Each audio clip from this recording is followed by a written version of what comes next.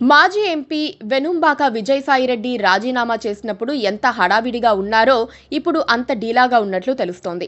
ఏదో చెయ్యబోయి ఏదో చేసేసి ఏదీ లేకుండా పోయానన్న ఆందోళన ఆయనలో కనిపిస్తోంది. అమిత్ షా మాట విని తాను రాజ్యసభకు రాజీనామా చేయటం తప్పుడు నిర్ణయంగా ఆయన భావిస్తున్నారు. తొందరపడి పదవికి పార్టీకి రాజీనామా చేశానని విజయసాయి విశ్లేషించుకుంటున్నట్లు సమాచారం. విజయసాయికి గవర్నర్ పదవి వస్తుందని కేంద్ర హోంమంత్రి అమిత్ షా ఆ మేరకు హామీ ఇచ్చారని ప్రచారం జరిగింది. అయితే అందుకు భిన్నంగా బీజేపీ వైపు నుంచి ఇంతవరకు ఎలాంటి సంకేతమూ అందలేదని చెబుతున్నారు. పిలిచి ఇస్తారన్న పదవి రాదేమోనని సాయిరెడ్డిలో నరాలు తెగే టెన్షన్ పెరిగిపోయిందని సన్నిహితులు చెబుతున్నారు. తన కుటుంబ సమస్యల కారణంగా రాజీనామా చేసిన సాయిరెడ్డి చాలా తెలివిగా బీజేపీ నేతలతో మాట్లాడుకుని రాజ్యసభకు రాజీనామా చేశారు. ఇప్పుడు మాత్రం ఆయన్ను బీజేపీ పట్టించుకోవడం లేదట. సాయిరెడ్డి వ్యవహారంలో ఎలాంటి కామెంట్ చేసేందుకు బీజేపీ ఇష్టపడటం లేదట.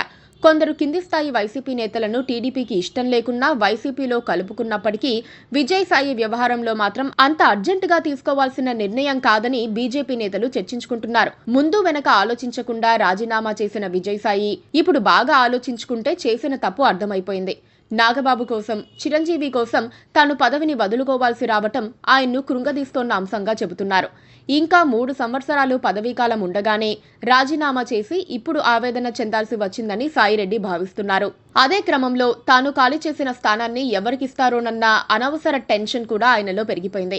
పైగా జగన్ రెడ్డి వద్దని వారించినా రాజీనామా చేయటంతో ఇప్పుడు మళ్లీ వైసీపీ వైపుకు వెళ్లలేని పరిస్థితుల్లో సాయిరెడ్డి ఉన్నారు. బీజేపీ దగ్గరికి రానివ్వకపోతే ఏం చెయ్యాలి? ఈ ప్రశ్న వేసుకోవటం విజయసాయిరెడ్డి ప్లాన్ బి ఆలోచించడం కూడా జరిగిపోయింది. ఆ ఆలోచన వచ్చిందే తడవుగా సాయిరెడ్డి కాంగ్రెస్ నేతలతో టచ్లోకి వెళ్లిపోయారు. గతంలో తాను కాంగ్రెస్ పార్టీలో ఉన్నప్పుడు తెలిసిన కొందరు ద్వితీయ శ్రేణి నేతలను పిలిపించుకుని మాట్లాడుతున్నారు. వారి ఆలోచనను, క్షేత్రస్థాయిలో కాంగ్రెస్ పరిస్థితులను విజయసాయి బేరీజు వేసుకుంటున్నారు. కొందరు కాంగ్రెస్ నేతలతో ఫోన్లో మాట్లాడుతున్నారు. తొందరపడి ఎందుకు రాజీనామా చేశావన్నా అని వాళ్ళు అడుగుతూ ఉంటే సమాధానం చెప్పలేక విజయసాయి ఉక్కిరిబిక్కిరవుతున్నారు. అయినా ఆయన తన ప్రయత్నాలను కొనసాగిస్తున్నారు.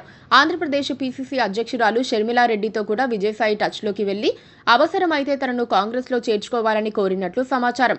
అందుకామె ఎలాంటి విముఖత వ్యక్తం చేయలేదని, నా చేతిలో ఏముంది, పార్టీ పెద్దలకు చెబుతారని షర్మిల అన్నట్లుగా వార్తలొస్తున్నాయి.